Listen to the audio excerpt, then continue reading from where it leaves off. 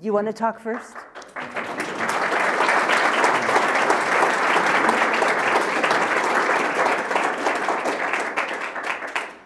Sure. All right, so we have to project. So the island is a jutting bit of bedrock that sticks out into the Connecticut River.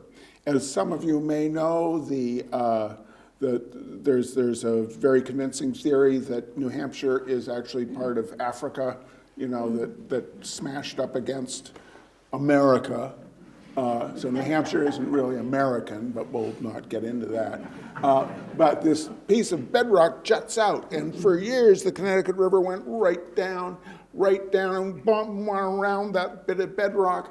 And then when the canals came, they couldn't navigate boats up the Connecticut River there, so the canal was cut, and the island became the island. It was the industrial heart of Bellows Falls, and then it died. And as, yeah. You have skipped over the island house completely. Speak. So the island house was visible because it was such a big place, and it was a hotel, and it was a favored hotel for people from the American South traveling north on vacation in the 1860s and slightly before. So I think it's worth thinking about that as a part of the island, because it's that before it's so deeply industrial. All right, and before that, it was the place where the different bands of the Algonquinian Indians met. So we have really cool petroglyphs. But I mean, there's a lot that went on in the island. And after it became industrialized and then died, it has been preserved because nothing much has happened there. And knowing Susan's work, it feels like, and my studio is on the island, and knowing Susan's work and her similar love of industrial decrepitude, it just felt like an absolutely natural subject for Susan to examine. So that is done. I'm done. So I put it together. So we went to my friends at the museum, and I said, "You need Susan." I went to Susan and said, "You need to do this," and everyone said yes. And that's all I have to say about that. Take it away, Susan.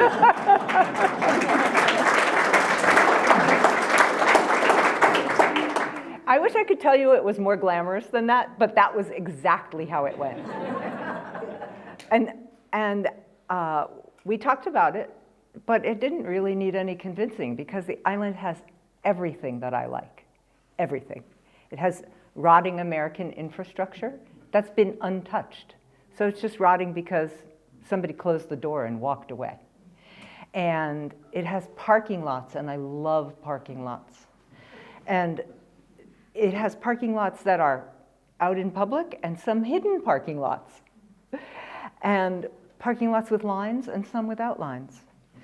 It has a great, is it called a rail yard, where all the lines are switching? A switching yard? Rail yard. Rail yard. So, and active track and inactive track. And in fact, in the show, there's in the little vitrine that's standing in the middle there, you'll see the cameras that I used to take the pictures. And there's also a couple of outtakes to show you how the works start. And one of them, if you look closely, is a tiny little picture of little tiny daisies. They're about 6 inches high.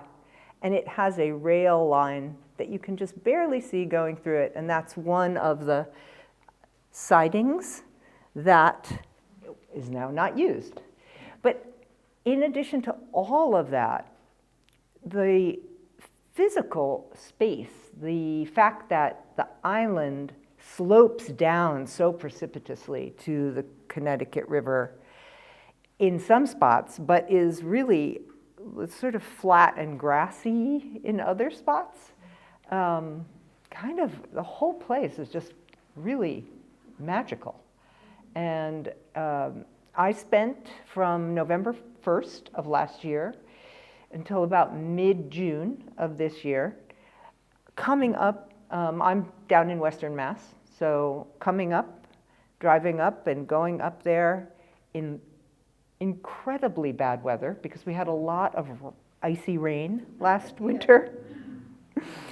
And some pictures came very easily, and some pictures I was still taking the same picture 7 months later because I wasn't getting it, wasn't getting it. And then when I finally got those that I had been chasing, then I felt like, okay, maybe 7.5 months is okay. Maybe I could be done now. But I think that seeing how the island changed over those months was also really important to how I put the show together. There were hundreds of photographs. And there were also hundreds of failed photographs because I'm using outdated film and old cameras that are so finicky. They don't like to be cold, and they don't like to work too hard, and they don't like it if I want to hold the aperture open and get as much light in as possible, because now it's winter and it's 3:30 and there's almost no light. So they're very finicky, and I love each one. I love each one for their amazing differences. But it really did take that whole 7 months for me to kind of resolve the island into the pictures. And I think you must feel, when you work there, you can really feel how different it is from day to day. Mm-hmm. And how much the weather is so plainly there. So it is, there's lots of buildings, but it feels like it's mostly outside. I'd be so proud if I was Bellows Falls and that was my island. And I think you guys are, right? You're pretty chuffed about your island, yeah? Yeah. We like our island very, very much. I think one of the really resonant things with your work and the island is the island is sort of untouched by second half of 20th century technology. It functionally died in 1920. That was the big death of when International Paper left and the paper mills mostly closed. And then the milk trains stopped overnight in 1962. They used to take fresh milk from the dairies down to Boston. Every morning at 2 a.m. or so, a milk train would leave. And that just stopped when new owners took over First National stores. And there's a gas station on the island that is a 1935 Colonial Revival gas station that has not been painted since about 1939, I think. The last owner, John Ross, he didn't want his taxes going up. That's why he didn't paint it. And the rail yard itself was the old Rutland Railroad yard. The Rutland closed and it went bankrupt in 1960, was purchased by the state of Vermont. It was Vermont Rail Systems. But the technology that is visible in the island is all up to about 1950. And the magnificent thing about you working on that as subject matter is the camera technology that you use, which is kind of proportionately as obsolete as the technology in the island. How did you get into working with these old Polaroid cameras? I bought a camera for $1. That'll do it. Gateway camera. It was a gateway camera. I bought it on Martha's Vineyard, and I bought it 35 years ago, or 40 years ago. It literally was $1 in their secondhand store, which tells you how long ago it was that Martha's Vineyard still had a secondhand store. And then I grew up with Polaroids. I grew up with the delicious Polaroids that you had to put the fixative on yourself. So that was peel apart film, and that film, the way that film worked was it would go through the camera, it would go through metal rollers, and when you took the picture, then you would be pulling it through, and when you pulled it through the metal rollers, it would squeeze the chemicals, the developing chemicals, onto the paper beautifully unevenly. And then you would have to fix it with the little bar of stuff, which was a fixative in a sponge. And they got dirt on them, and they were half developed, and I loved them. I loved them in the way that children love to see pictures immediately after they are made. And that is, in fact, going to take me around to talking about Edwin Land. And Edwin Land is the man who created instant film, and the man who created Polaroid, and the second largest patent holder in the United States. He has 535 patents, and Thomas Edison has more. But that is the level of inventiveness, and almost all in the optics field, of Edwin Land. We're going to take a little detour because he's my dead boyfriend. And Edwin Land goes to Harvard for optics and immediately drops out because he's not someone who can focus for any length of time without everybody doing what he wants them to do. And because he's so smart and he's so interested in everything. And meanwhile, he's working on polarizing light. And he's like, can I do it with lenses? Can I do it this way? So he is the first person who polarizes light. You may have polarized sunglasses. That is all because of Edwin Land. It was a great part of our World War II effort. He polarized glass for submarines and for other things. But ultimately, he's on vacation, and his eldest child, who is like 3 years old at the time, he's taking pictures of her, and she says, I want to see the picture. And he's like, you can't. And that is the impetus for why he starts to look into how you could make instant photography. And in 1947, he does it. And he demonstrates his first instant camera and instant film.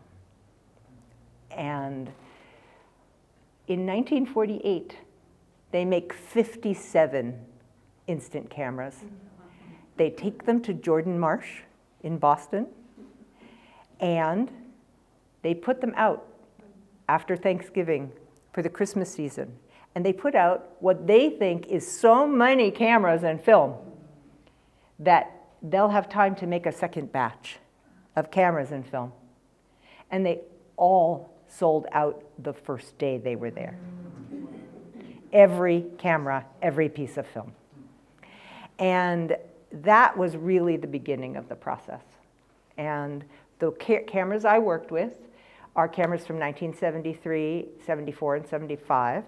The SX70 Alpha 1, which is the brown-skinned one out there, that one, you know, it's artists love that one. It has a lot of ability to be responsive to you. You know, it doesn't have many automatic features. You can override every feature with your own will and your fingers. And that was his first integrated film camera. And the integrated film is what you would probably be more familiar with, which has that little bit of plastic over it. So all the development is happening behind the scenes. It still has a little at the bottom of those SX70 pictures, there's a little padded area. That's where the chemicals are. They get same system. They get squeezed in. That goes through the rollers. But it's all happening back in there. And the chemistry is amazing, and I am not going to try to get you into that. But it is, if you have some time and you want to look it up, the chemistry, how it works and how he designed it is an amazing thing. And that integrated film is what you can still buy. There is a company that is called Polaroid. It is not actually Polaroid, but they did finally get the rights to the name. And they produce 3 kinds of film right now. And it's 90% of what he did. It's not quite as good. It's more fugitive. You lose colors faster. However, you can still take pictures with it. And that's one of the reasons that I work with taking my pictures and then converting them through more modern technology, having them scanned at super high resolution so I can print them out big, and then spending an enormous amount of time color matching, because I have done all the work on what I want to see ahead of time. And that picture comes out of the camera, and it is what I want. So then we have to get the computer to match what I'm seeing on the original. So that all has to happen within the first 8 months. Because then those pictures start to change. And the originals, you will still see the originals in 20 or 30 years, but they will be significantly different. And one of the things that made it a little harder is that Edwin Land did not want anyone to have any of his notes, writings, or any of his notebooks. And so when he died, they started to destroy them. And it took 3 years because there was so much. But destroy them they did. And so there are none of his private things because he felt strongly that the science should stand on its own. So that's my little I adore Edwin Land part of our talk. But it's very, I mean, it's also rooted here in New England. I think you might know the Polaroid building from Boston, what it looks like, how iconic it was. And it, you know, I still find people who have a family member who worked there, and they had the best scientists because they were doing the best science, and it was really a part of how, I think, a part of New England in the same way that Kodak is a part of a whole different part of the United States, who has a whole different football team that I won't even talk about. But I think that the Bellows Falls Island, for whatever reason, just feels so much of New England to me. Maybe because you can really see that how different New Hampshire is. Like, there's Vermont and there's New Hampshire, this bold-faced like granite wall, you know. There's the island and there's the granite, and you can see how they did not come from the same place. Wherever they came from, they did not come from the same place. Is Wantasticate the same thing? Is it also a bit of Africa? Yeah. Yeah. I mean, it was, you had the coast. Vermont had the coastline. You know, you were done out of your coastline when by Africa. But when New Hampshire just came slamming in.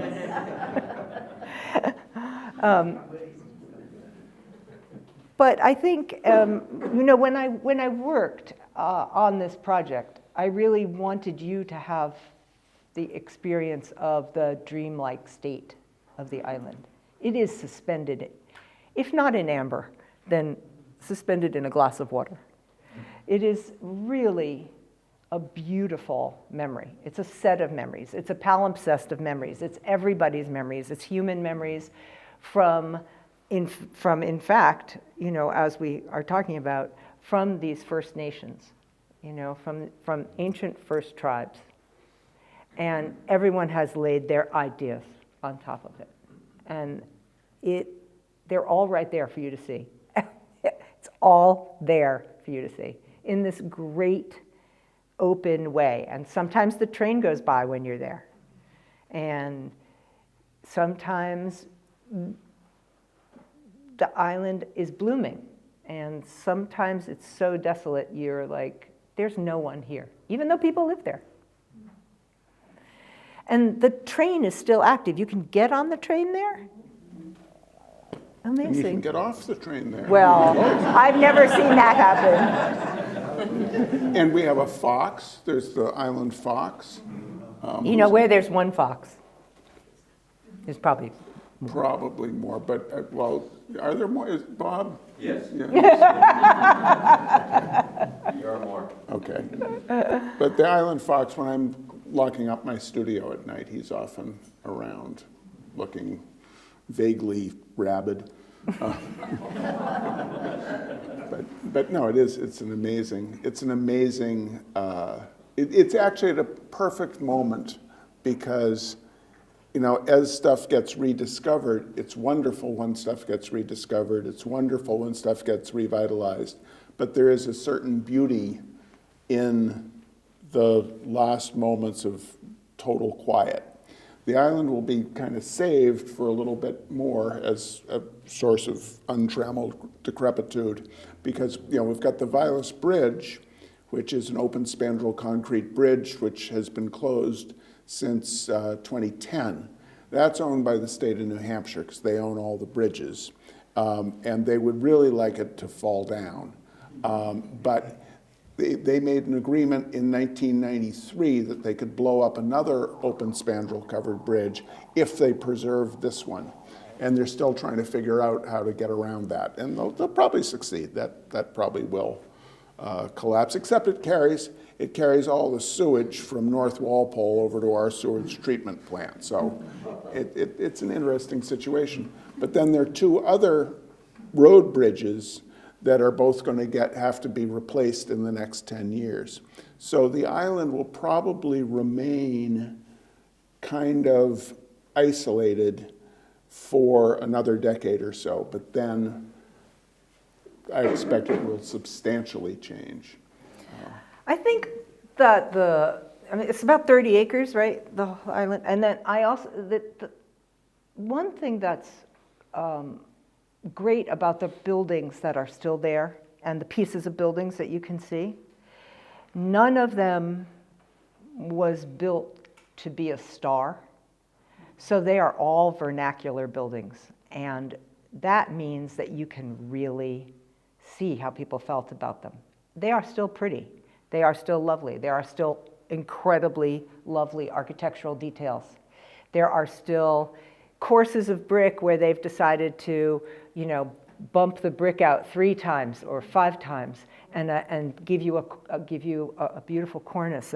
It's incredible. These were working buildings, and yet they are all reflective of their times. And they're all still there and still seeable in this incredible way. And I think that we would be wrong not to talk about how that Connecticut River comes down that great fall, when it's in springtime and the water is just, you can't hear anything but the water. You cannot hear. It's the most incredible froth of water pouring down there. And it's been reduced over time to this very small location, but it still does all of the same things. It's an incredible space and an incredible moment that I feel like that's why when I approached it, I really wanted you to feel that dreamscape of it, that weight of the history and the pieces of things that were written and erased and written and erased and written and erased. And I think that's probably it. Although I do want to say one other thing, and that is that I think we are so lucky to be able to be together and talk about art. Like, I can't thank you enough for being here, but B, I can't thank the museum enough for making it happen, and also for all of you coming out. I was at an event on Sunday night, and it was a writer who was reading from her memoir. And I was attending, so I was you. And it was so meaningful to me. It was so incredible to be a part of that. To hear it in real time and to have the community and have all of that still available to us. I was amazed by it and by everything that I got from being in that group, from being there while she was reading this incredibly powerful work. And so I wanted to say that I'm happy to answer any questions. I'm happy to make up answers. And you can ask me questions about things that are not about the island. We're ready to make up answers. But it really is just a joy to be able to be together and think about art together and have a minute that is just controlled by us. That's good. That's good. I think let's do some Q&A.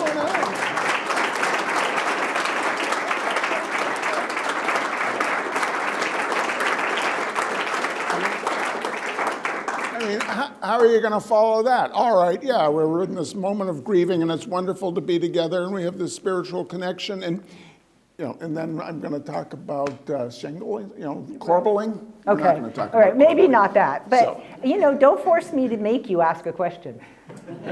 Well, see. There you go. Since you said you're making up answers, I'd like to clarify a few things. Great. The rocks on the island, and I'm from New Hampshire. Uh-oh. The same rocks as Mount Monadnock. They're definitely part of a suite of glorious rocks that are about 350 million years old, that got squished there, not by Africa, but by an island arc coming in.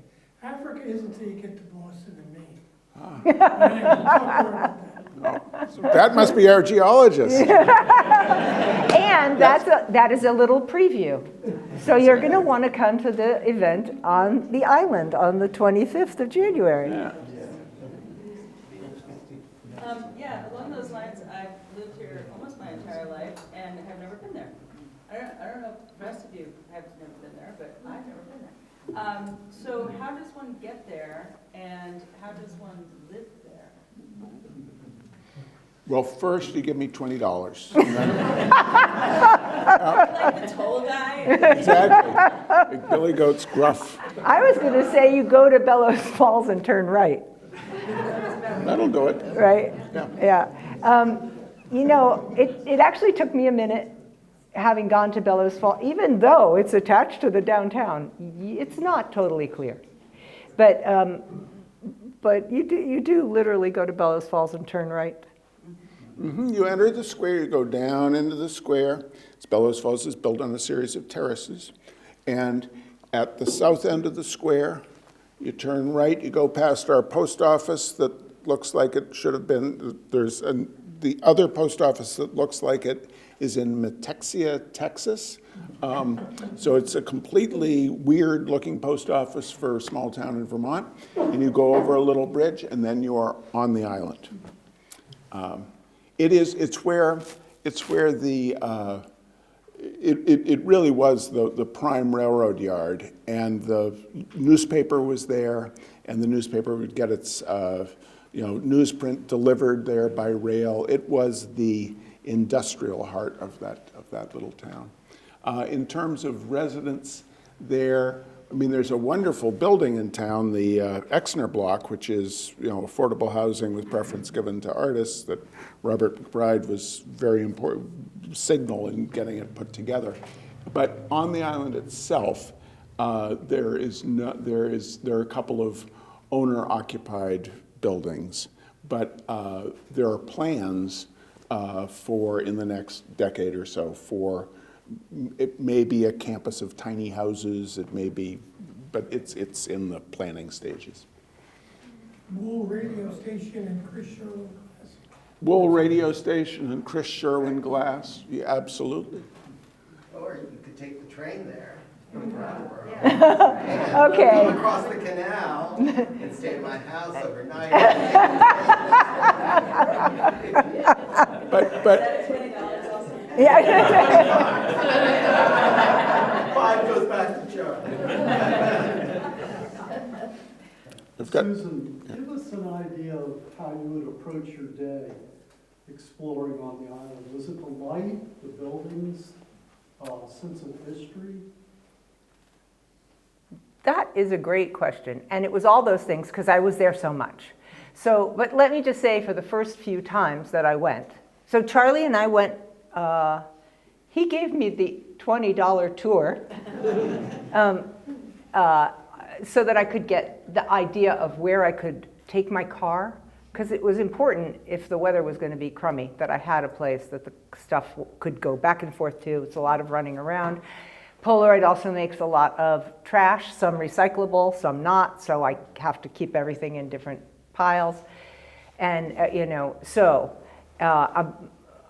some of it is just being aware of what the light is going to be like, but it really changed over the year. So that was delightful, actually. You're getting a lot of light off of the river, even though it's down below, the reflected light up. So that's at cross purposes with the sunlight sometimes, so that was kind of great. But mostly I had to make friends with the buildings and the spaces and like keep coming back. Some of them really defied like easy picture taking. The gas station is extremely easy picture taking. The gas station does not take a bad picture. But when you are then in a slightly darker area of the island and it's red brick and it's 3 o'clock, that is going to be harder to press that out of the camera.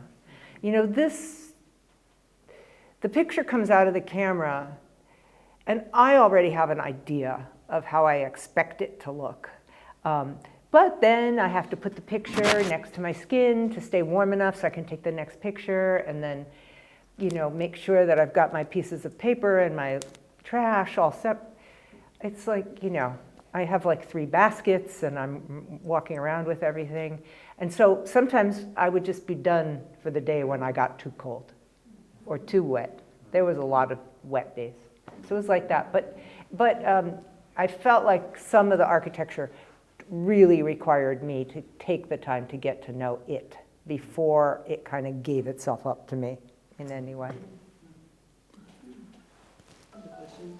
Susan, how did you get together with Charlie or find the island? How did that come about?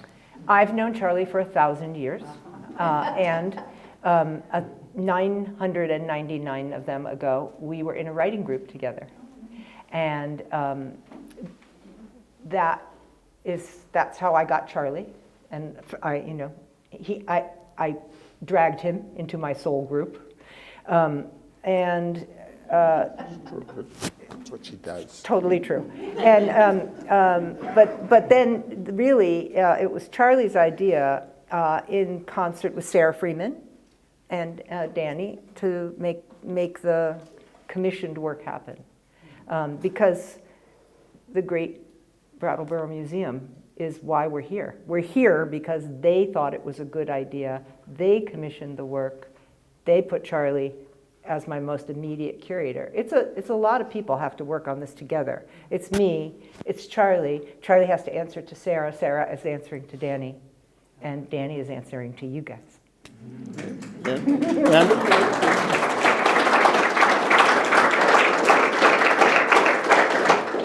And then the beauty of the hanging of the show, that was Susan and your designer worked on the colors. The working on the colors for it was very hard to paint the colors to paint the gallery.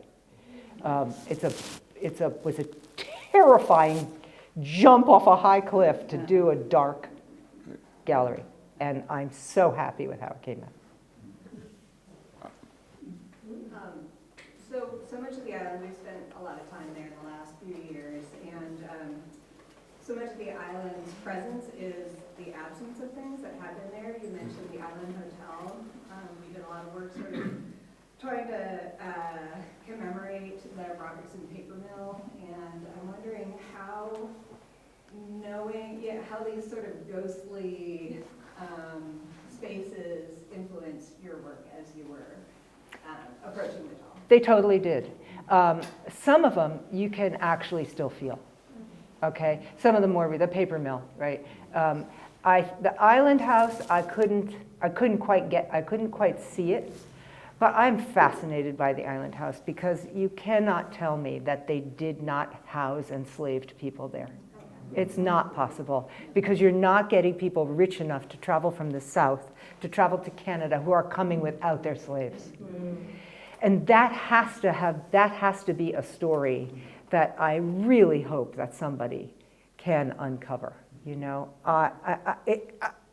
there was nothing like it. It was a destination. It was a New England destination for people from the south. An amazing thing. Yeah.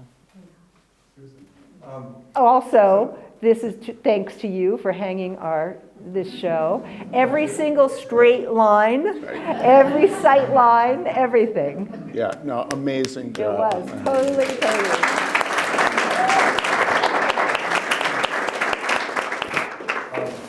So you started in November with this project and finished when? In June. June. And so I guess I was going to ask if it was. I didn't want to be there for wedding season. Yeah. Yeah. I know. I was going to ask if it was intentional to work during the darkest months of the year, but you're actually there for a lot of light too. Right, but you know what? July and August, that's not the place to take pictures at that time. You know what I mean? Like, I could have started a little earlier. Like, I would have loved to have had October, but I didn't. But I wouldn't have done those other months. Because the feel of the photos and the murkiness and the mood is kind of, it's dark, or it's Yes. dimly lit, and it seems like the darker seasons were better for that. Yeah. Also, I mean, the island is mysterious. Right. It's mysterious. And if you'd read what she wrote in writing group, it's pretty dark. In the catalog. Most of your work in the catalog. Yes, that's right. Invitation. Thank you. So Charlie, I just want to check one more thing with you. When you talked about getting to the island, you talked about the bridge. That's not the same bridge that you said might collapse. No, they're structurally deficient, but they'll get there. You'll be okay. Susan, have you been back since June, and do you miss it? And I do miss it. Are you going to visit it in the future? So there are a couple of things here that I actually love. And one of them is the island. And one of them is on the way to the island, which is Santa Land. which will give me great photographs for the entire rest of my life, as long as it is still there. And so that whole, is it Route 5? That whole Route 5? Oh my God. I mean, just give me a day and that's, actually, I would start from Adam's Donuts in Greenfield, and then I would, with my donuts. Let me tell you, this is why I'm not a tour guide, but I would donuts, and then right up Route 5, Santa Land, and the island. Were those the donuts that you brought for the? Yes. The sugar content of those donuts. something. I was interested in the phrase industrial decrepitude. Was that part of your work in the past and this is an extension or continuation? Yes, definitely. I really, I like American industry. I like business, and I love cars. I love cars. And therefore, I love parking lots. I love parking lots everywhere. And in fact, at some point, one of my gallerists said, "You have to stop taking pictures of parking lots."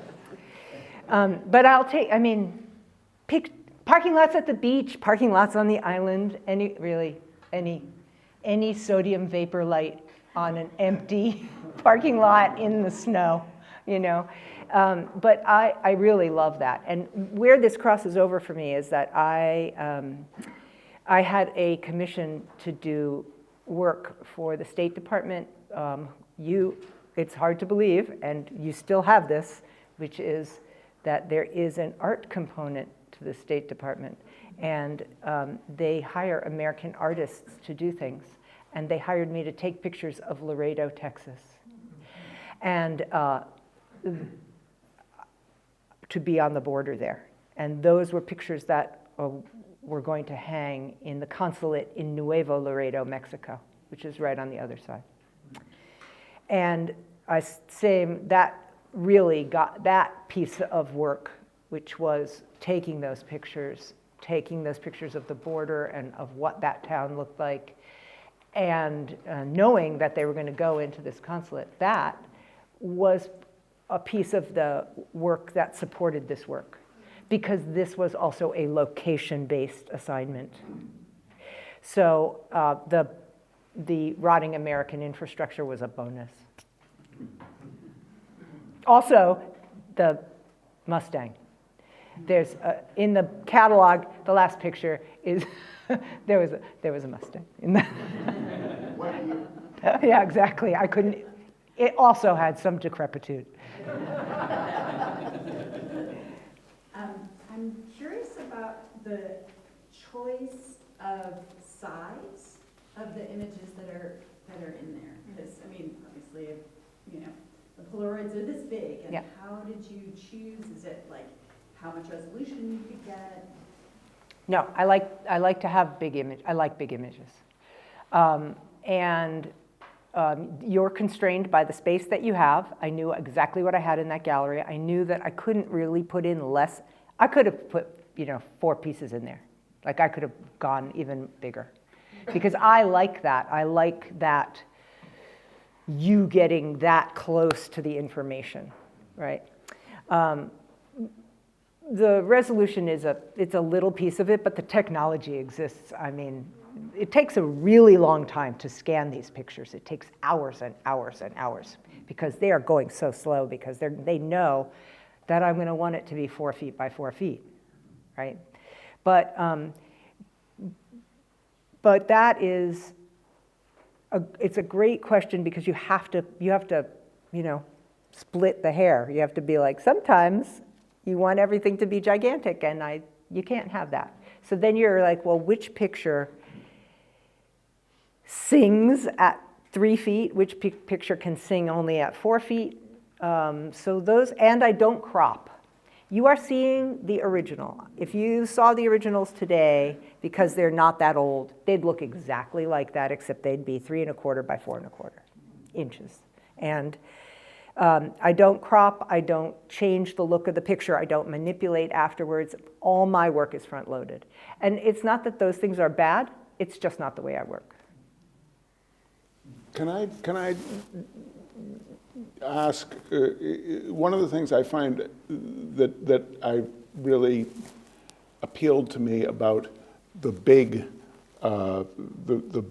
pieces of showing the overhead gantry stuff is that it's photographic, it is depicting something that is there, but to me, I see echoes of like Franz Klein in those pieces. when you're messing around on the island, do you think, oh, that reminds me of Franz Klein, or is it just like, I mean, are you thinking of other artistic antecedents in your image making, in your photographic image making? Absolutely. I am very influenced by painters, surprisingly. I am not influenced by photographers. I think it's because you can, once you know the magic, you can see the magic and you can see how they get there, right? I cannot paint a thing. And so I really can't see how that artist got there. But I definitely agree with you on the Franz Klein. But it's certainly not just him. But that's, you know, I'm ever present with me is Hopper. Right. Right. You know, ever present is those kinds of darker American. Who's that guy who did the great fight painting? Bellows. Bellows, yeah. You know, like that. Those American. Those are so American, and I really think that they influence me incredibly. The Ashcan School. Oh, so beautiful. We're sluts for the Ashcan School. Yeah.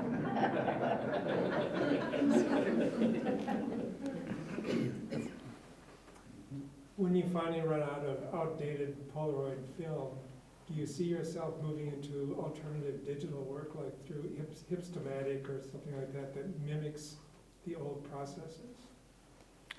I will tell you a secret. I am taking some time off from doing shows because I am working with a new instant film camera, which is with Fuji. And I'm going to see if that goes anywhere. But it is a very different film. And the color, I highly recommend if you have a small child who would like to do instant film. It's the Fuji Instax film. It's so colorful. It's so, I don't know that I can handle it. To be perfectly honest, I am a person who has, I believe Charlie said I had all the colors of the German rainbow, somewhere between taupe and gray and black. It's a good line. I didn't say it. So I'm a little cowed by the color, but it's been exciting to try it. I'm working right now. It's a slightly smaller, slightly squarer format, but we'll see how that. Stay tuned. It'll be perfect for that Santa's Land show.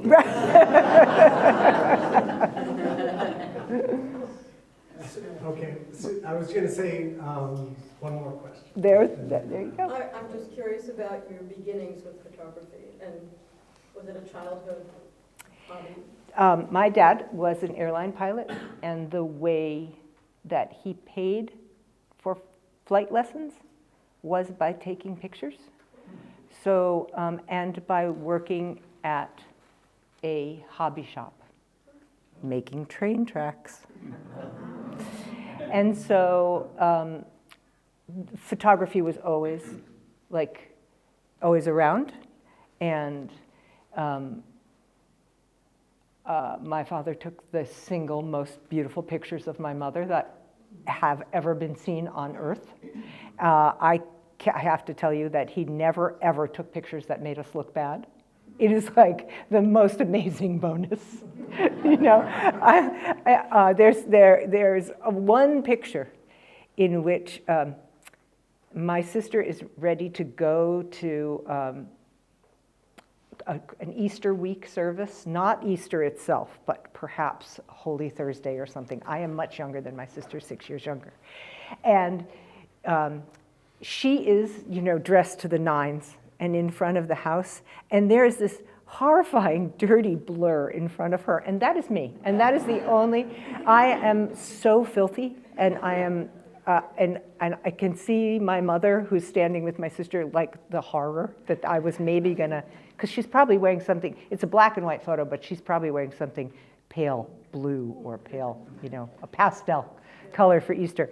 And there I was. And that was really the only thing where I was so we had a lot of photography in the house. And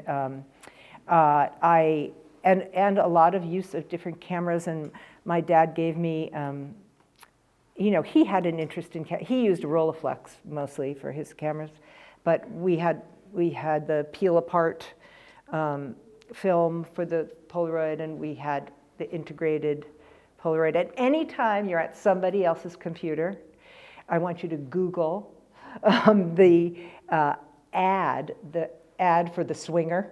But don't do it on your own computer because you have to put in ad for Swinger camera. But it's a great short television commercial, and it's the first thing that Ally McGraw did. She is the person carrying the Swinger camera, and you can see why it would be so alluring if you were a young teenager. You're like, oh, I could have that camera and my bikini. Susan, Charlie, what a joy. Thank you so much. Thank you, everybody. Thank you. Thank you.